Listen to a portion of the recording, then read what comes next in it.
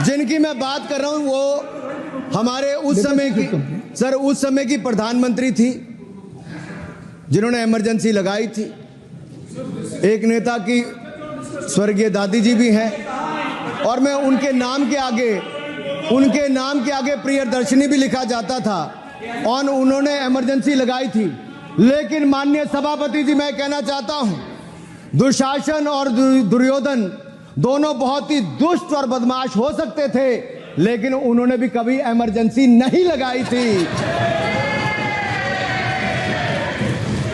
दुशासन और दुर्योधन दुष्ट भी हो सकते हैं, दुश्मन भी हो सकते हैं, बदमाश भी हो सकते हैं, लेकिन उन्होंने भी इमरजेंसी नहीं लगाई थी।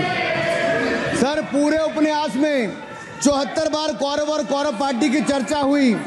हर एक में कांग्रेस का चरित्र झलकता है।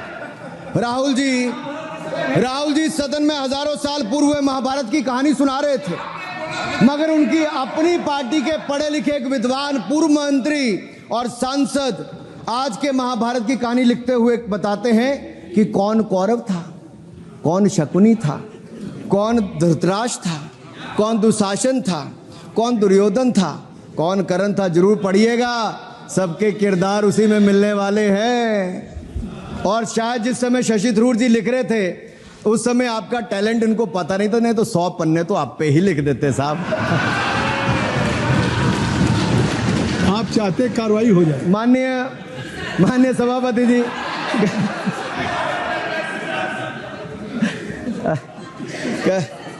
कल जब राहुल गांधी जी चक्रव्यूह पर बहुत ज्ञान दे रहे थे तो पीछे दो लोग, कुमारी शैलजा जी और दीपेंद्र जी, बैठकर मुस्कुरा रहे थे। अब शायद राहुल जी वो पीछे हंस तो रहे थे, लेकिन आप एक बात जरूर कर लीजिए, चक्रव्यूह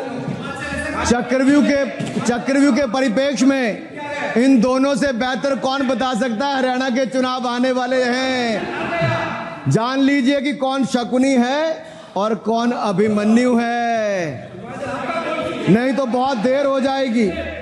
आपको एक और सुझाव है, और मैं इतना जरूर कहूंगा, आपने तो कई सारे चक्रव्यूह बनाने का काम किया सर, और जब उस समय किशोर अभिमन्यु पर कौरवों ने युद्ध नीति के विपरीत जाकर प्रहार किया था, तो मैं कुछ कहना चाहता हूं।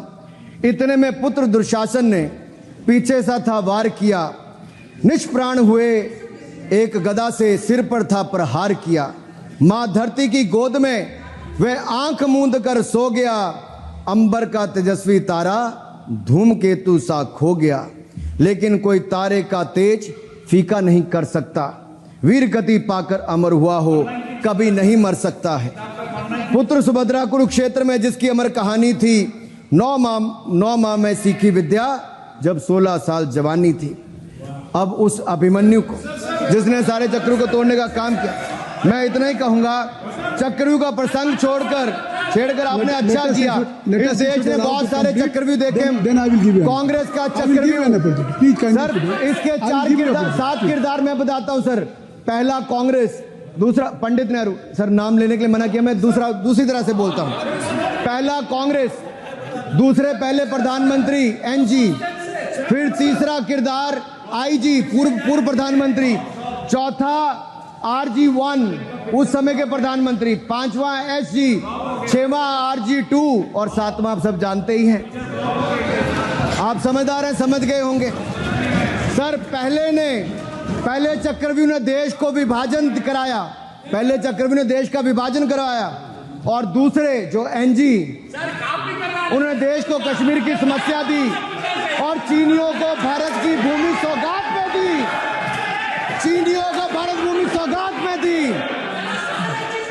सर। तीसरे चक्रव्यूह आईजी ने, पूर्व प्रधानमंत्री आईजी ने देश को आपातकाल दिया, इमरजेंसी दी, और पंजाब में अशांति दी। चौथे जो RG1 ने बोफोर्स दिया और सिखों का निस्सहार किया। पांचवें जो ऐसी हैं, उन्होंने सनातन धर्म परंपरा के प्रति नफरत का नैरेटिव बनाया, 12 लाख के करोड़ के घोटालों को संरक्षण प्रदान किया, देश की आर्थिक अर्थव्यवस्था को भंवर जाल में फंसाया।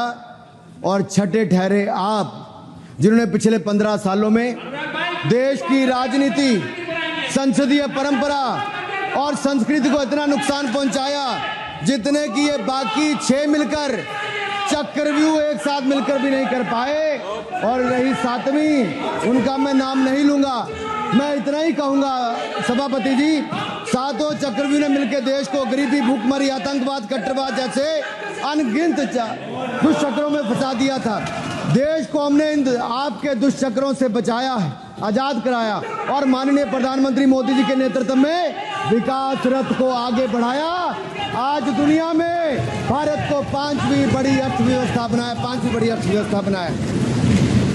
आप जिस अभिमन्यु को घेरने की कोशिश पिछले 22 सालों से कर रहे हैं, गुजरात से लेकर दिल्ली तक, आपके योद्धा और आपकी सरकारें निपट गई, लेकिन आप उनको घेर पाए क्योंकि वो जनता के दिलों में बसे हैं। आज यहाँ 293 अभिमन्यु बैठे हैं, भले ही आपके पास करण जैसे धुरंधर हो, शकुनी जैसे कुटिल रणनीतिकार हो, धर्म हमारे साथ है, धर्म हमारे साथ है।